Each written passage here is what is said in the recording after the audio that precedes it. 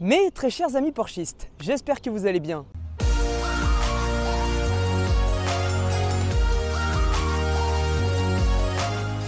Bon, avant toute chose, je tiens à m'excuser de ne plus sortir autant de vidéos qu'avant sur YouTube. Pour ceux qui suivent sur les réseaux sociaux, j'ai évolué professionnellement, ce qui fait que ça devient de plus en plus compliqué pour moi de consacrer du temps à ce projet. Donc je m'excuse et je vais faire le maximum pour remédier à ça. Sur ce, la 996 Turbo, c'est maintenant. Yeah.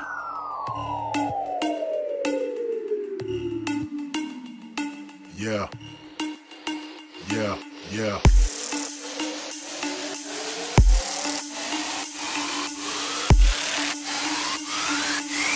Yeah. Nous sommes quand même sur un flat 6 biturbo développant 420 chevaux et 560 Nm de couple disponible, attention, à seulement 2500 tours minute. Ah bah autant te dire que ça arrache le bitume, hein. Esthétiquement, j'adore cette voiture de par son look, qui a d'ailleurs été repris sur la 996 4S avec, vous savez bien, le fameux turbo look. On a tout d'abord cet imposant bouclier avant, puis les écopes au niveau des ailes arrière, pour finir sur le pare-choc arrière qui est aéré pour les échangeurs. Je me dois aussi de vous parler des deux feux avant qui ont tant fait polémique. Je ne sais pas si à l'époque j'allais aimer car cela rompait totalement avec les codes traditionnels. Mais en tout cas aujourd'hui j'adore et je sais que c'est très demandé sur le marché. De même, cette génération marque aussi un changement pour les ailerons. Souvenez-vous, les turbos d'avant la 996 avaient un énorme aileron très imposant à l'arrière et à partir de cette génération nous sommes passés sur le fameux double aileron qui sort automatiquement autour des 100 km/h. Si on passe à l'intérieur, notre modèle d'essai est absolument blindé d'options. Toit ouvrant, régulateur de vitesse, siège chauffant, volant avec commande Tiptronic, assistance parking, module téléphone, écusson Porsche sur les appuis-têtes, frein à main en aluminium et bien d'autres encore. Nous avons même tout autour de la console centrale les inserts en fibre de carbone. Je pense que neuve et optionnée comme ça, cette voiture devait coûter à peu près autour des 130 000 €. Bien qu'à l'époque c'était en francs qu'elle se payait. Il y avait même l'option des freins céramiques qui d'ailleurs ne sont pas présents sur notre modèle. Pour terminer avec les roues, notre modèle est chaussé avec des jantes 18 pouces Turbo 2.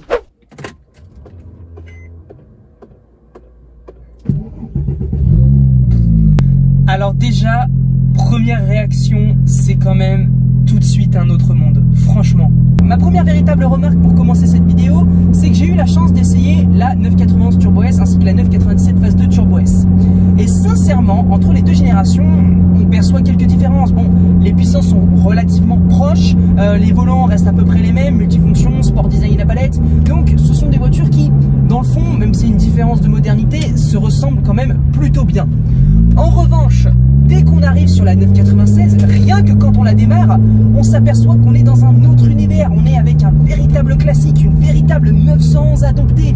Et là, moi, j'ai sincèrement l'impression d'être dans une autre voiture. Tandis que quand j'essaye les deux générations, oui, je sens une différence, mais je peux pas vous dire waouh, c'est flagrant. Vous voyez ce que je veux dire? Tandis que là, c'est vraiment mais complètement autre chose. C'est hallucinant. Rien qu'au niveau du toucher, de l'odeur, tout n'est plus pareil. C'est flagrant. Moi, ce que j'aime particulièrement avec la 996, c'est qu'il s'agit de la première génération de 911 refroidie par eau. Ce qui marque une rupture par rapport au refroidissement à air, un peu comme les nouveaux feux.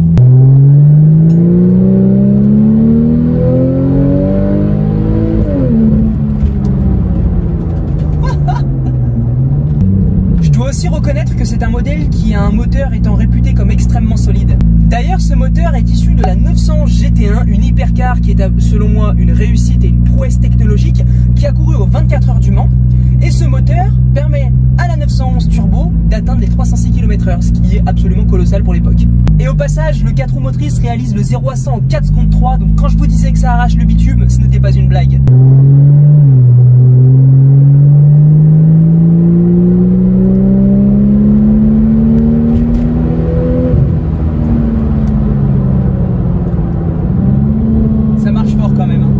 Tous les connaisseurs qui vont écouter cette vidéo et qui vont me dire ça c'est pas le bruit d'origine de la 996 Turbo, il faut savoir que ce modèle d'essai a un échappement modifié, donc un échappement en acier, et le bruit est carrément satisfaisant, oui. Bon, même si clairement la 911 Turbo d'une manière générale, malgré le fait qu'elle a un échappement, ne soit pas la 911 la plus mélodieuse, hein, ça on va pas se mentir.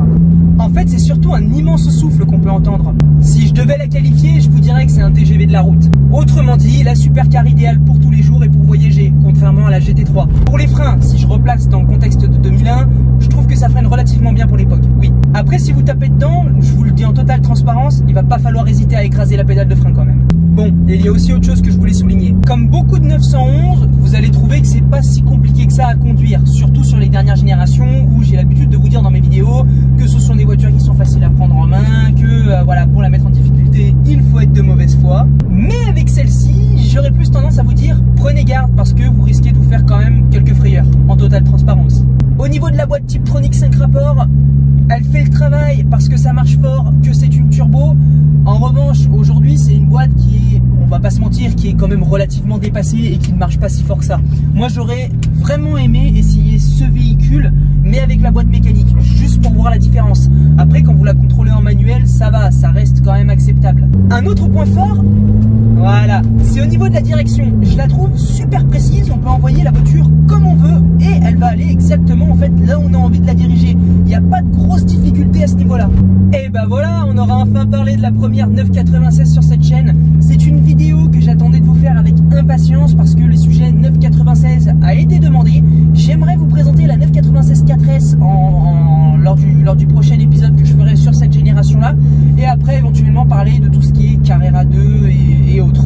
Moi, j'ai beaucoup apprécié cet essai parce que la 996, c'est la génération que j'ai eu le moins conduit durant mon expérience Porsche. Et c'est un univers en fait que j'apprécie énormément. Je sais pas pourquoi, cet univers qui... C'est très spécifique en fait, je pense qu'il faut essayer pour comprendre.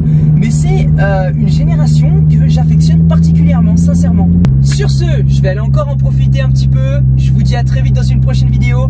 Portez-vous bien, j'espère qu'elle vous plaira. Ciao!